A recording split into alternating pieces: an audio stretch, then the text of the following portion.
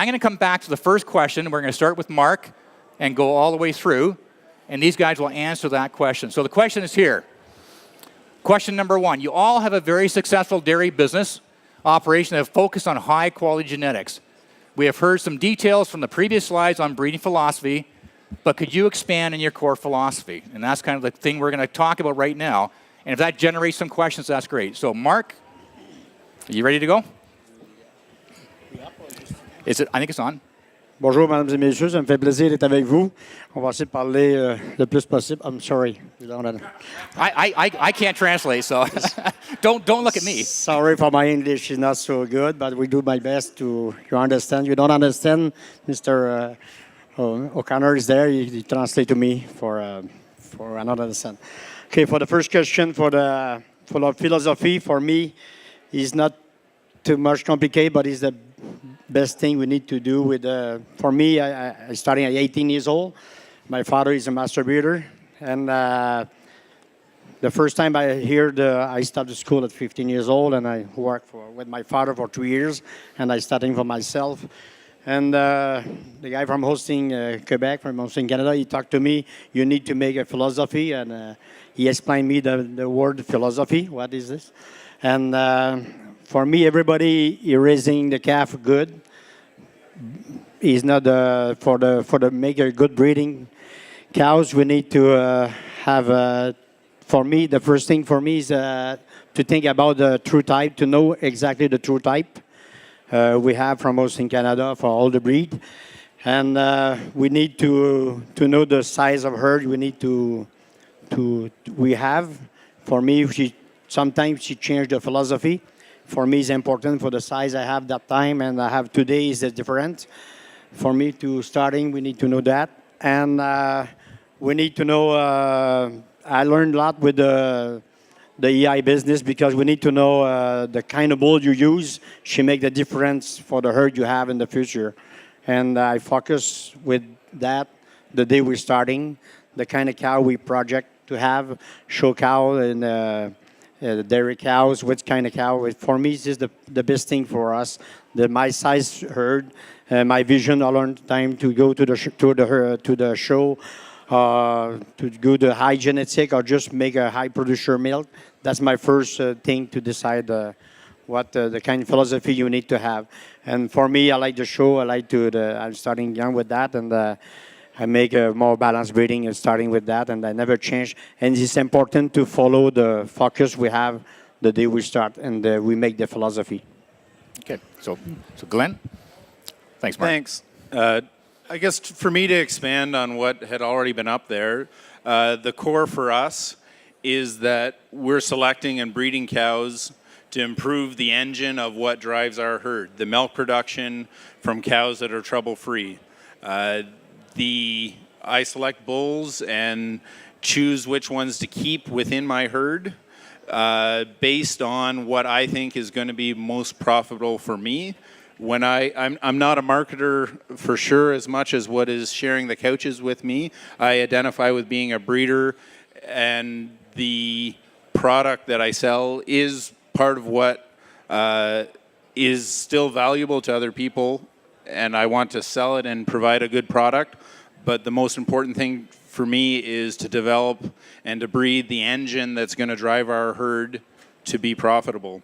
When it comes to selecting sires, I think we have a tremendous system of genetic evaluation here in Canada that identifies traits that aren't identified in other places in the world. So why would I look at any other genetic evaluation system other than the Canadian system? If I'm looking at bulls from wherever in the world, I want to see how they're compared on the Canadian proof system and the Canadian genetic evaluation system, because that is part of what is important in the traits that we're selecting for. So as we pick our bulls and create the animals that come along, the other part of the philosophy is to be able to identify the cows that we want to keep through our ability to look at the cows. There's a lot of pretty good cattle evaluators sitting here on the couch, but then collect the information from all the other sources to make sure it's the kind of animal that we want to work with and breed from. Thank you. Thank you. I'm going to keep this probably short and sweet, is based on the slide that they showed earlier.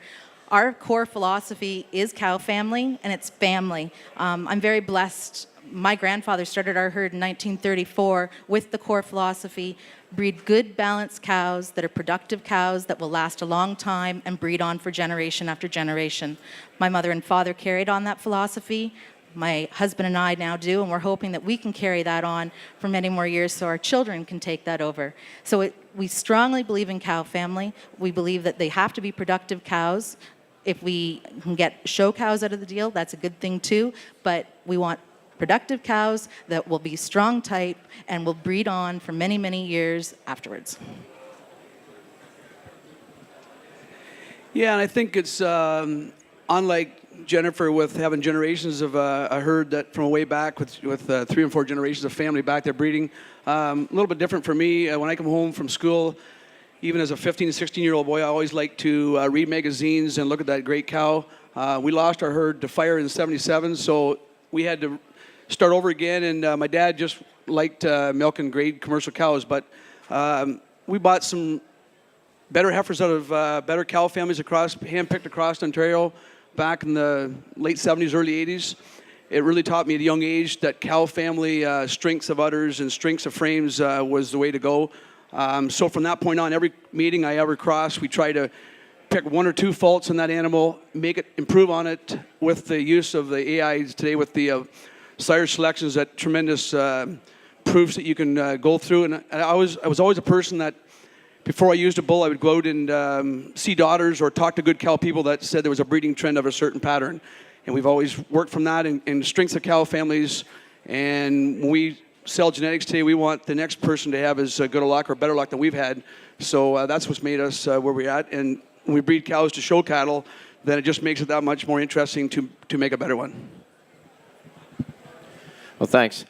I think it's important that everybody has to figure out what kind of cow they want to milk. For us, our goal is we want to breed a cow that is superior in production, conformation, and components than the previous generation.